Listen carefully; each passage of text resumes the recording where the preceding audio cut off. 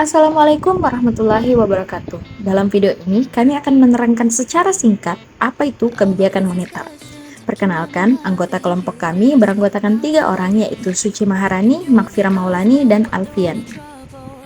Pembahasan kita yang pertama yaitu pengertian kebijakan moneter. Kebijakan moneter merupakan proses mengatur persediaan uang sebuah negara untuk mencapai tujuan tertentu, misalnya menahan inflasi, mencapai pekerja penuh, atau lebih sejahtera.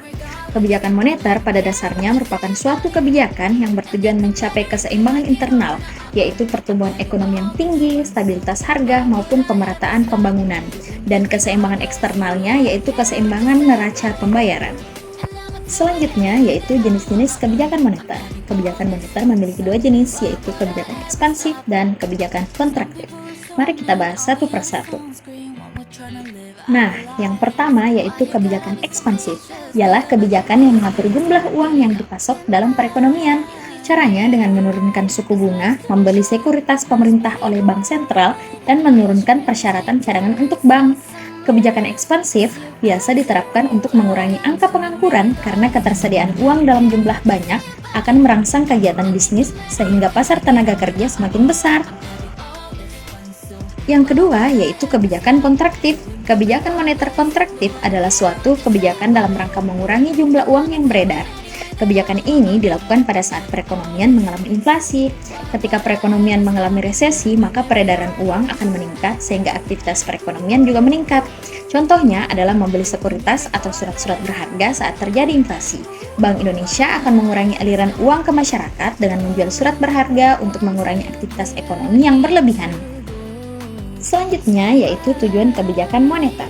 Secara garis besar, tujuan kebijakan moneter ada 5, yaitu mengatur stabilitas ekonomi, membuka kesempatan kerja, menciptakan kestabilan harga, mengatur neraca pembayaran internasional, serta menjaga stabilitas dan pertumbuhan ekonomi.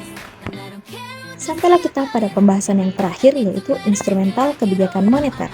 Kebijakan moneter dapat dilakukan dengan menjalankan instrumen kebijakan tersebut, yaitu operasi pasar terbuka, fasilitas diskonto, rasio cadangan wajib, dan himbauan moral.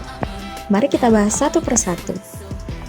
Nah, yang pertama yaitu operasi pasar terbuka atau open market operation. Operasi pasar terbuka adalah cara mengendalikan uang yang beredar dengan menjual atau membeli surat berharga pemerintah atau biasa disebut government securities. Jika ingin menambah uang yang beredar, pemerintah akan membeli surat berharga pemerintah. Namun, bila ingin jumlah uang yang beredar berkurang, maka pemerintah akan menjual surat berharga pemerintah kepada masyarakat. Nah, yang selanjutnya yaitu fasilitas diskonto atau discount rate. Fasilitas diskonto adalah pengaturan jumlah uang yang beredar dengan mengatur tingkat bunga bank sentral pada bank umum. Bank umum terkadang mengalami kekurangan uang sehingga harus meminjam ke bank sentral. Untuk membuat jumlah uang bertambah, pemerintah menurunkan tingkat bunga bank sentral, serta sebaliknya menaikkan tingkat bunga demi membuat uang yang beredar berkurang. Nah, yang ketiga yaitu rasio cadangan wajib atau reserve requirement ratio.